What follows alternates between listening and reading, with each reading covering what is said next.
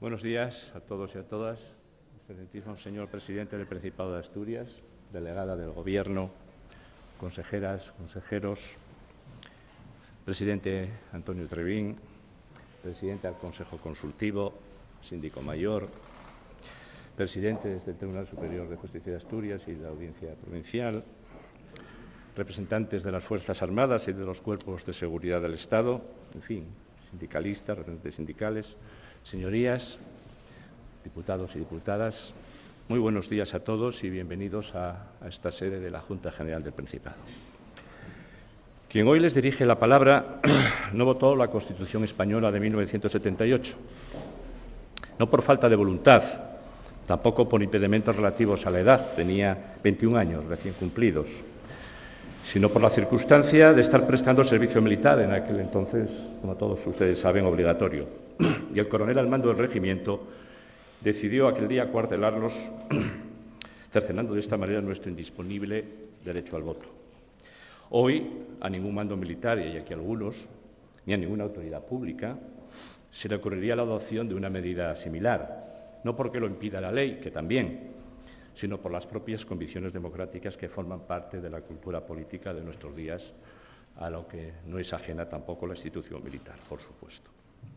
Invoco esta circunstancia pretérita del pasado para evidenciar la ganancia obtenida en términos de derechos y libertades que ha venido a proporcionarnos en estos 45 años la Constitución española de 1978, que hoy celebramos.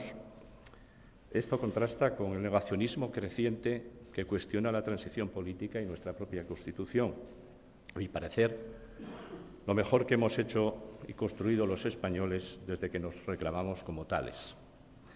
Efectivamente, la Constitución de 1978 es el instrumento imprescindible y habilitante de nuestro moderno Estado de Derecho, pues le aporta certezas, seguridad y permanencia, permitiendo cauces de participación para que el pueblo, auténtico titular de la soberanía nacional, pueda expresar su voluntad de manera efectiva y ordenada desde los principios de libertad, democracia y respeto a la dignidad humana.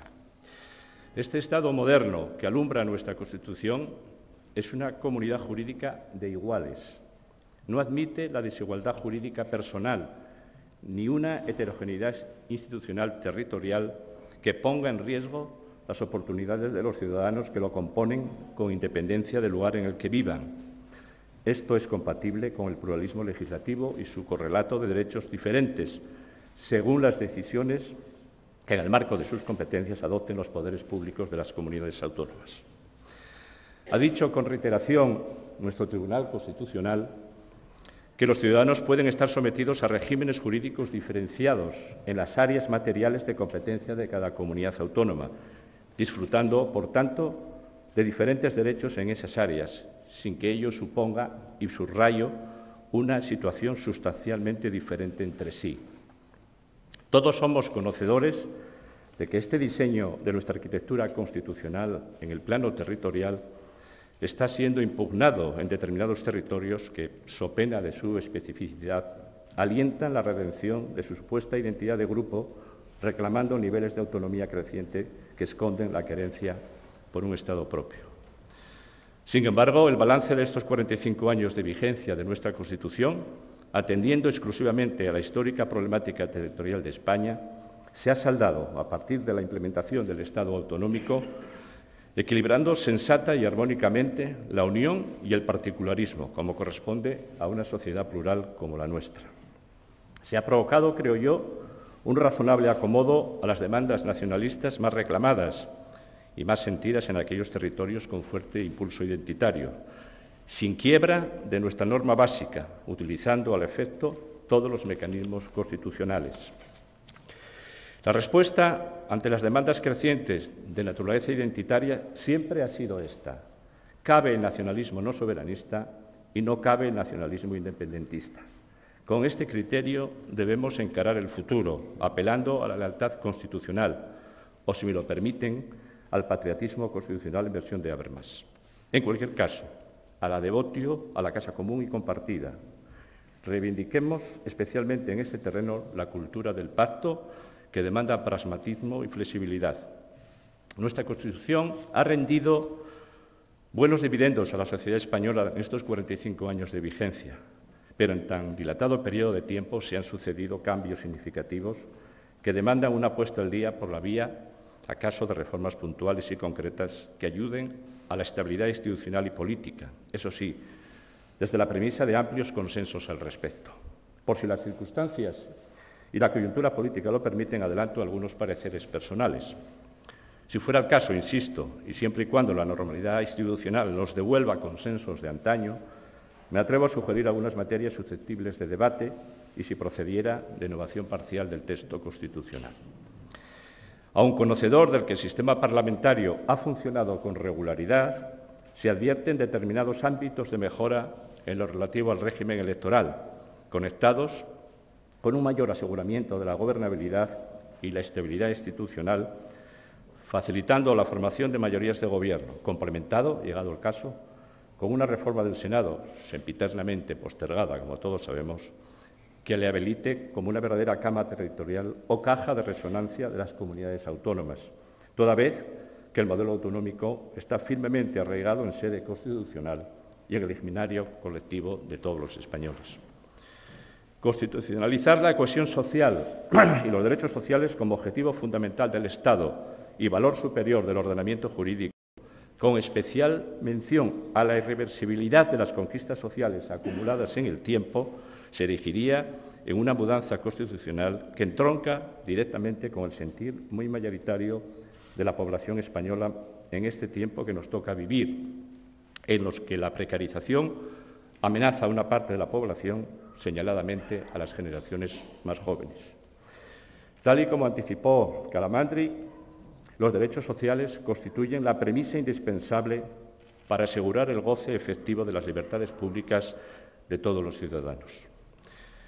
No quiero pasar por alto tampoco la imprescindible adecuación terminológica del vocablo disminuidos al que alude el artículo 49 de nuestra Constitución para proceder a sustituirlo cuanto antes por la apelación a la discapacidad, en orden a la preservación de la dignidad de las personas. El impacto de Internet y de las redes sociales en nuestras vidas, además de los enormes desafíos que implica la alargada sombra de la inteligencia artificial, nos compelen a la inclusión en la norma constitucional de estas nuevas realidades para proteger nuestra identidad personal, nuestras comunicaciones personales y nuestros datos, e incorporando la problemática asociada al acceso de niños y menores a contenidos objetivamente nocivos. Con las redes sociales mantenemos una relación que podríamos calificar de compleja, amor y odio a partes iguales, pero van a acompañarnos para siempre. Pretender su desaparición resulta tan quimérico como el intento del rey Canuto de Inglaterra, que se sentó en una silla frente al mar y ordenó a las olas que se detuvieran, sin obtener, claro está, éxito alguno. En consecuencia, y ante esta evidencia, deberíamos intentar constitucionalizar de alguna manera la gobernanza de la sociedad digital, en aras de salvaguardar nuestros derechos y libertades realmente amenazados por la eclosión imparable de estos nuevos entornos. La tendencia a la universalización de los derechos humanos debiera orientar las reformas constitucionales que se emprendan en el futuro, también en España, abordando con valentía la regulación del régimen jurídico de los refugiados y de los inmigrantes.